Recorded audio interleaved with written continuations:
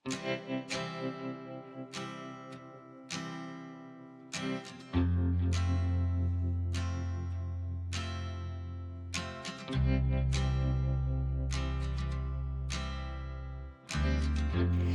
सबैजनालाई गोड लाग्छु। स्वागत छ यहाँहरूलाई आजको मेरो यो अर्को ब्लगमा। आजको ब्लग पनि पहिलाको ब्लगहरू जस्तै एकदमै इन्ट्रेस्टिङ रहनेछ।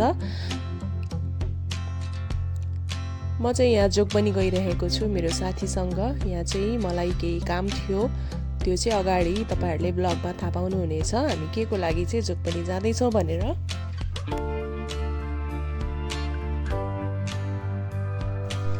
जोगबनी गएर चाहिँ मलाई सुरुमा त ट्रेन स्टेसन जानु छ, त्यहाँ टिकट बुझेर अनि यहाँ हामी क्लोथ सपमा आयौँ। मेरो साथीलाई चाहिँ केही फ्याब्रिक लिनु थियो, होली पर्व आउँदैछ सो त्यसको लागि। अनि यो चाहिँ अगाडिकै ब्लग भएर होली सायद गइसकेको हुन्छ यो ब्लग आउँदा आउँदै। And then we came here ठेलावाला चाट खानको लागि। त्यसपछि म गएँ सिटी कार्ट। यहाँ चाहिँ मैले केही समरको लुगाहरू राम्रो राम्रो आएको रहेछ सो म यहाँ हेरिरहेको छु and I took some of this and मैले केही विन्डो सपिङ पनि गरेँ। हामी चाहिँ पूर्णिया जानेवाला छौँ।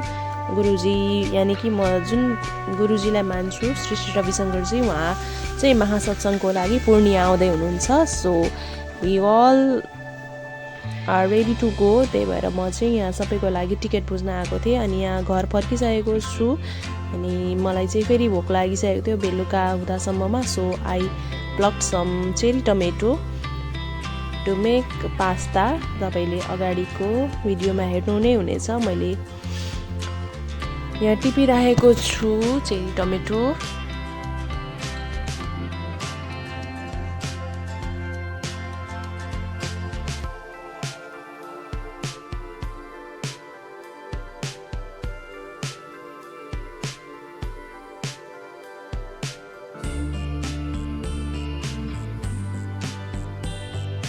मैले बेलुकाको खाजा खाएँ। खाजा इन्जोय गरिसके पछाडि आई सडनली रिमेम्बर कि मेरो भाउजूले चाहिँ मलाई लड्डु बनाइमाग्नु भएको छ। So I came here for the laddu making.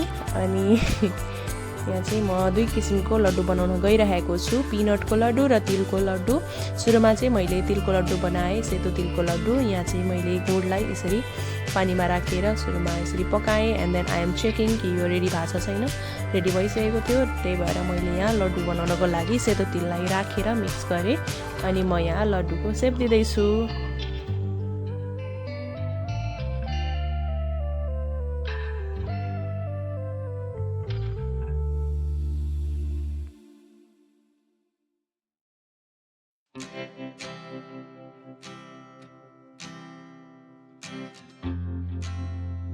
अनि मैले फेरि त्यही प्यानमा चाहिँ गुडलाई फेरि पनि बोइल गरेँ पिनटको लड्डु बनाउनको लागि। अनि यहाँ चाहिँ मेरो गुड र पानी जुन मिक्सर बनाएको थिएँ त्यो चाहिँ मजाले बोइल भइसकेको थियो, पाकिसकेको थियो। त्यही भएर मैले पिनटलाई चाहिँ मिक्स गरेँ पिनटको लड्डु बनाउनको लागि।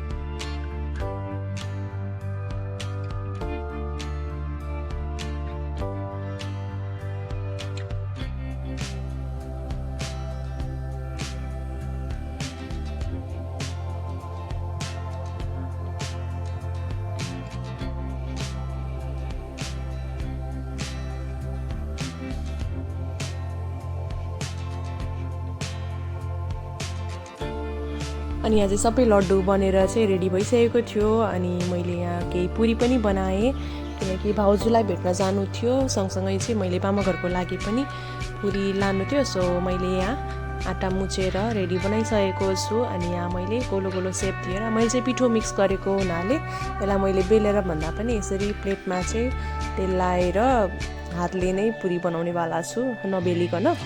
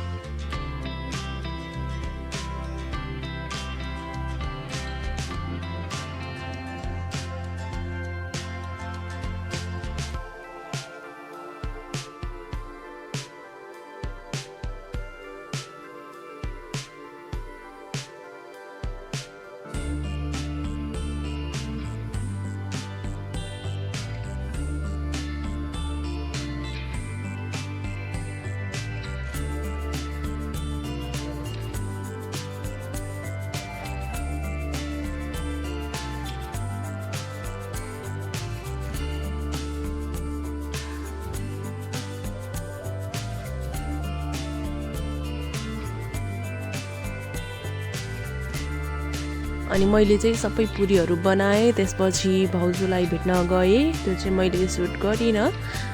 एन्ड राति भइसके पछाडि चाहिँ मलाई याद आयो मैले मुलाको मस्यौरा बनाउन भिजाएर राखेको दाललाई बनाएकै थिएन। सो आई क्विकली मेड मुलाको मस्यौरा and next day here we are heading towards the railway station. अनि यहाँ हाम्रो सबै ग्रुप इटहरीको साथीहरू सबैजना यहाँ आइसक्नु भएको थियो विथ फ्यामिली एन्ड फ्रेन्ड्स। हामी सबैजना इक्वल्ली एक्साइटेड थियौँ गुरुजीलाई भेट्न जानको लागि। एन्ड सी इज मेरिना, उसको पनि युट्युब च्यानल छ। अनि यहाँ हामी सबैजना चाहिँ ट्रेनलाई कुरिराखेका थियौँ।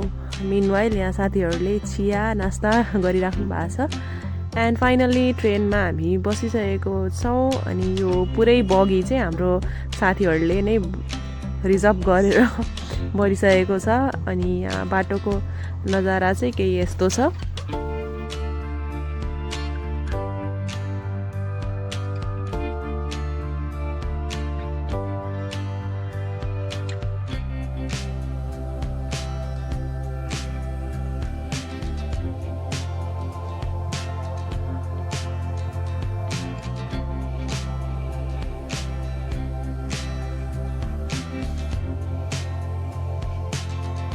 कुराकानी र रमाइलो गर्दा गर्दै 2.5 घन्टाको यात्रा सजिलै पार भएको थियो। अनि फाइनल्ली हामी चाहिँ पूर्णियाको स्टेसनमा आइपुगेका थियौँ। अनि क्विकली म गएँ केक किन्नको लागि, मेरो साथीको बर्थडे भएको भएर मैले चाहिँ केक लिएँ। एन्ड देन हामीले केही स्न्याक्सहरू खायौँ त्यहाँ। अनि यहाँ सत्सङ्ग जहाँ हुनेवाला थियो त्यो मैदानमा चाहिँ हामी जाँदैछौँ। सबैजना साथीहरू चाहिँ अलग अलग अटोमा चढ्नु भयो, किनकि एउटा अटोमा 10 जना मात्र आइरहेको थियो। सो वी वेयर 40 जनाको ग्रुप, त्यही भएर अलग अलग अटोमा चाहिँ हामी यहाँ गइरहेका छौँ। And finally we were so excited. हामी यहाँ पुगिसके पछाडि चाहिँ यति धेरै हामीलाई खुसी लागिरहेको थियो, किनकि गुरुजीलाई हामी धेरै पछाडि भेट्न गइरहेको थियौँ। अनि यहाँ जम्बोटोली दे अल आर एक्साइटेड। अनि यहाँ चाहिँ स्टेजहरू इभन हामी चाहिँ यति छिटो पुग्यौँ कि स्टेजहरू अझै बनि नै राखेको थियो। अगाडिको पुग्नुको कारण चाहिँ हामीले चाहिँ अगाडिकै सिट छेक्न पाउँछौँ भनेर, तर यतापट्टि एकदमै घाम भएको भएर हामी चाहिँ अर्कोपट्टि यहाँ जाँदैछौँ ब्याग झोला झम्टा लिएर, यु क्यान सी। अनि यहाँ चाहिँ हामीसँग टाइम भएको भएर we were doing some fun activities. आफ्नै आफ्नै तालमा सबैजना रमाइराख्नु भएको थियो। कोही फोटो खिच्नमा, कोही मेकअप गर्नमा, कोही कुराकानी गर्नमा बिजी हुनुहुन्थ्यो। अनि फाइनल्ली यहाँ चाहिँ बेलुका हुन लाग्दाखेरि भिड एकदमै बढिसकेको थियो, टाइम हुन लागेको थियो सत्सङ्ग सुरु हुने। अनि यहाँ चाहिँ स्थानीय बहिनीहरू चाहिँ रेडी भएर आउनु भएको थियो पर्फर्मेन्सको लागि। उहाँहरूको चाहिँ आज कल्चरल डान्स सो पनि थियो। सो उनीहरू चाहिँ आफ्नो आफ्नो ड्रेस लाएर आएका थिए।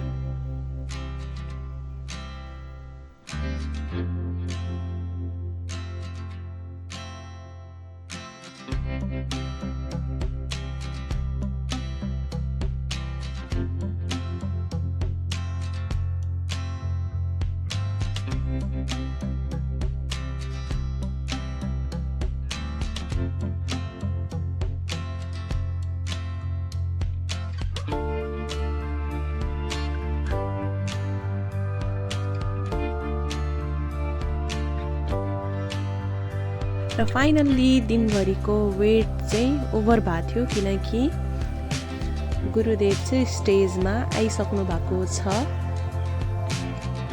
We were so happy. हामी सबैजना चाहिँ एकदमै धेरै खुसी थियौँ गुरुजीलाई अगाडि स्टेजमा देख्न पाउँदा। यहाँ चाहिँ हाम्रो सबै ग्रुप सबैजना हामी एक्साइटेड थियौँ।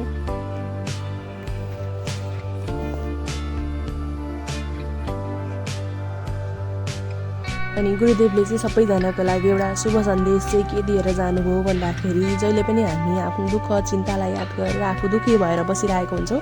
सो गुरुदेवले चाहिँ त्यो वरी त्यो चिन्ताहरू चाहिँ मलाई देऊ, तिमीहरू चाहिँ खुसी भएर जाउँ भन्ने सन्देश चाहिँ दिनुभएको थियो। It was so blissful moment for us all the devotees. यहाँ चाहिँ सबैजना जमिरहेका छौँ सत्सङ्गमा अनि गुरुदेवको दर्शन पाइरहेका छौँ।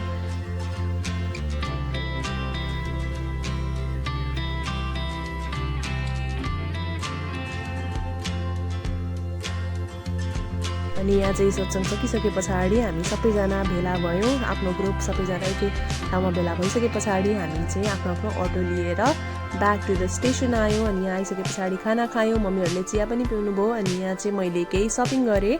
यहाँ चाहिँ ह्यान्डक्राफ्ट आइटमहरू चाहिँ राखेको रहेछ स्टलमा, जुन चाहिँ ब्याम्बोको ह्यान्डमेड सामानहरू रहेछ। So I but something from here. अनि हामी त्यो स्टेसनमा ट्रेनको वेट गर्नु पऱ्यो। हाम्रो ट्रेन चाहिँ 12 बजे आयो, त्यसपछि हामी घर फर्क्यौँ। एन्ड देन मैले यहाँ तपाईँहरूलाई नेक्स्ट डे देखाउन गइरहेको छु what I bought in Purnia. मैले यो ह्यान्ड पर्स लिएँ जुन चाहिँ एकदमै राम्रो क्वालिटी लाग्यो मलाई, रिजनेबल प्राइसमा मैले यो पाएँ ह्यान्ड पर्स। अनि मैले केही हेयर स्टिक पनि लिएँ अरूलाई गिफ्ट गर्नको लागि। एन्ड देन दिज चपस्टिक्स अनि इयरिङ पनि लिएँ।